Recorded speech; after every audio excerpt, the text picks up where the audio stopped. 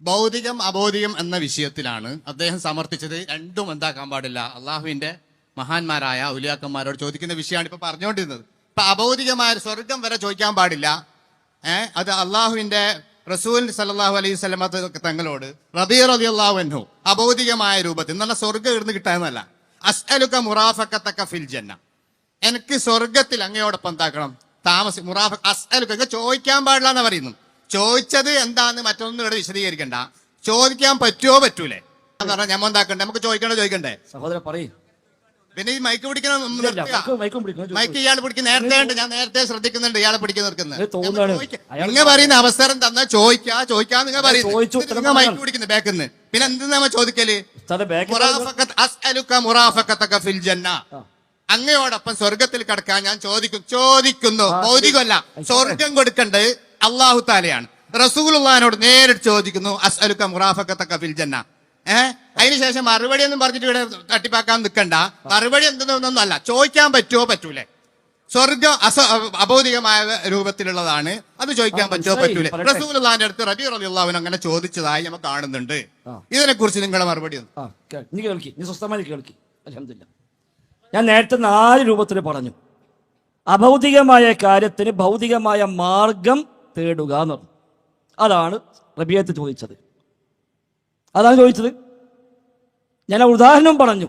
ഉസ്താദിൻ്റെ അടുത്ത് ഈ ഉസ്താദ് പറഞ്ഞു, ഉസ്താദിൻ്റെ അടുത്ത് ഒരാൾ വന്നു, എനിക്ക് ഉസ്താദ് സ്വർഗത്തിൽ പോകണമെന്ന് പറഞ്ഞു. നിങ്ങൾ അതിൻ്റെ വഴിയും പറഞ്ഞു കൊടുത്തു. ഇത് അഭൗതികമായ കാര്യം ഭൗതികമായ പരിഹാരം ആവശ്യപ്പെടലാണ്, അത് പറ്റുന്നത്.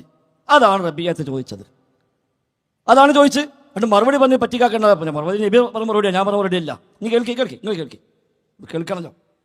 അതായത് റബീഅത്ത് ബിൻ കഅബുൽ അസ്ലമി റളിയല്ലാഹു അൻഹു ഇമാം മുസ്ലിം ഉദ്ധരിച്ച ഹദീസാണ്. ഇമാം തൊബറാനി റിപ്പോർട്ട് ചെയ്തിട്ടുണ്ട്. ഇമാം മുന്തിരി തർഗീബ് തർഹീബിലും ഉദ്ധരിച്ചിട്ടുണ്ട്. ഹദീസ് സ്വഹീഹാണ്. റബീഅത്ത് ബിൻ കഅബുൽ അസ്ലമി റളിയല്ലാഹു നബിയുടെ സേവകനാണ്.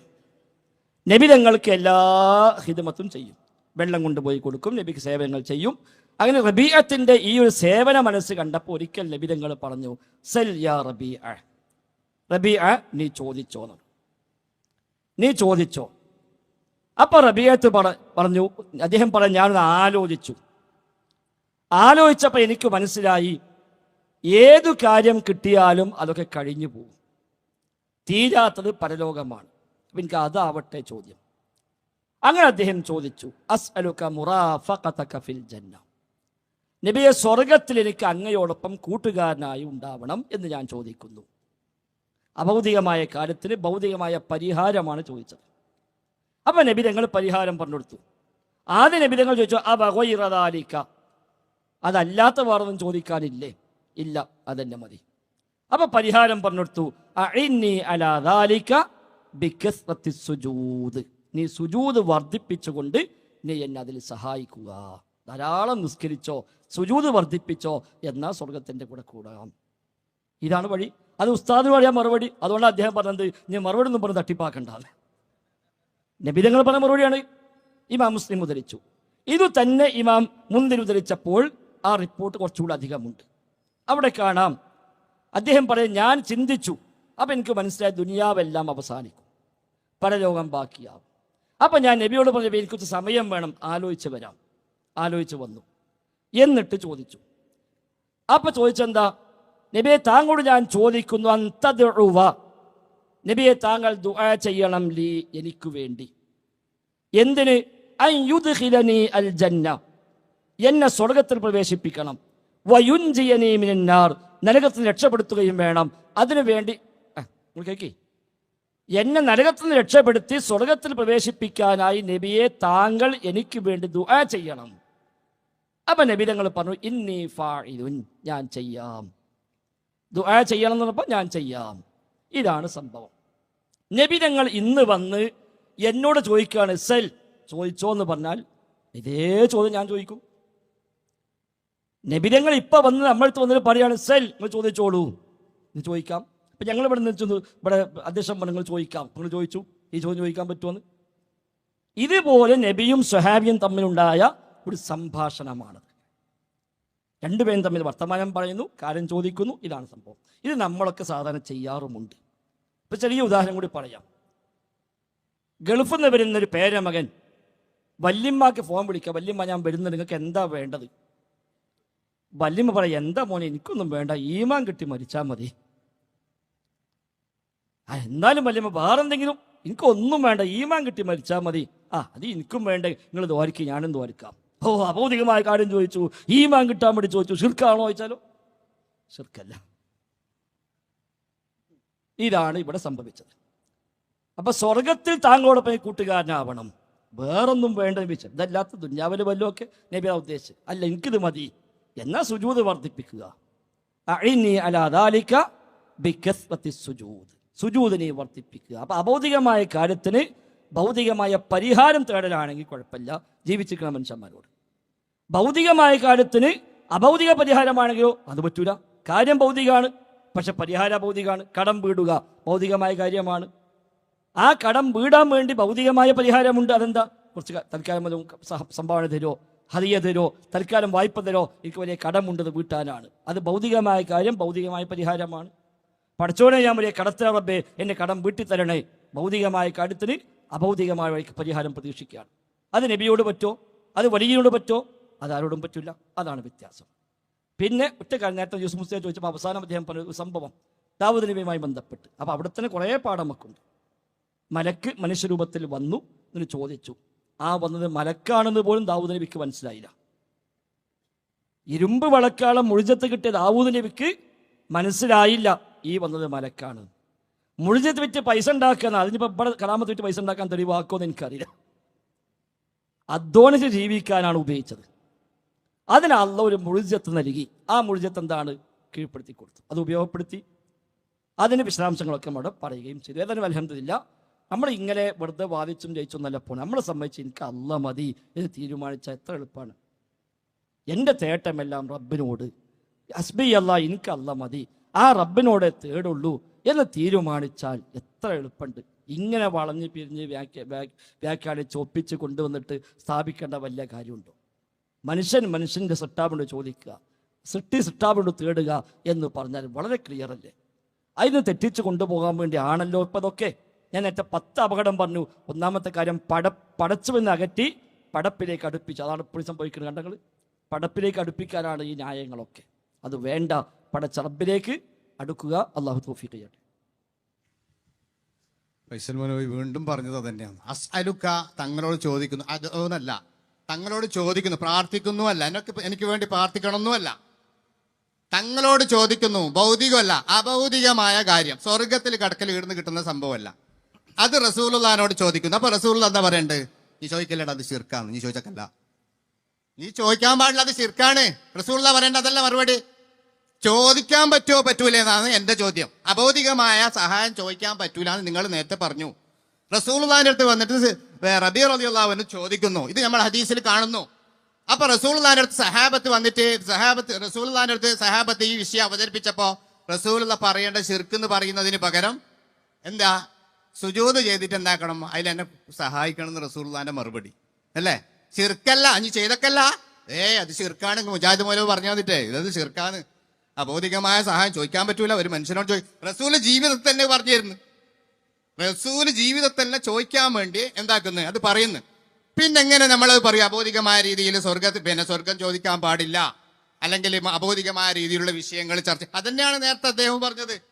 മുഅ്ജിസത്ത് എന്നുള്ള പിന്നെ എന്തിനാണ് ഇതാക്കിനി ചോദ്യം കുറയ്ക്കുന്നത്? അല്ല എന്തിന് നിങ്ങൾ മുഖാകെ വന്നിട്ട് 4.5 മണിക്കൂർ 5 മണിക്കൂർ നിങ്ങൾ പ്രസംഗിച്ച് ഞമ്മക്ക് ചോദിക്കാനുള്ള അവസരം ചോദ്യം കുറക്ക്. എന്തത് ഇത് മുഖാമുഖാന്ന്? എന്തിനിത്? ഞമ്മ ചോദിക്കാൻ വേണ്ടി നിങ്ങൾ വിടണ്ടേ?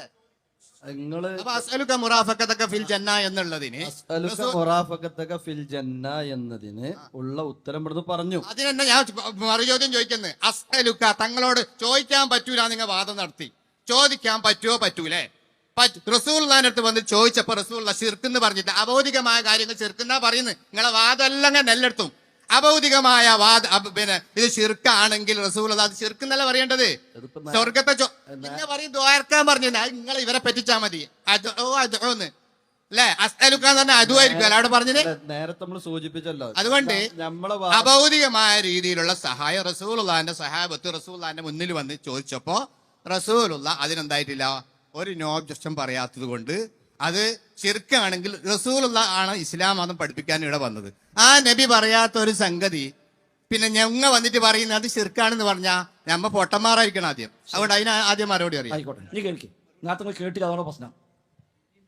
കേട്ടിട്ടില്ല, അതാണ് പ്രശ്നം. നിങ്ങൾ ഹദീസിനെ പരിഹസിക്കൂല. ഹദീസിൽ വന്ന വാചകം ഞാൻ പറഞ്ഞത്. ഇവിടെ അഭൗതികമായ മാർഗത്തിൽ തേടിയിട്ടില്ല, ചോദിച്ചിട്ടില്ല. റബിയത്തും ചോദിച്ചിട്ടില്ല.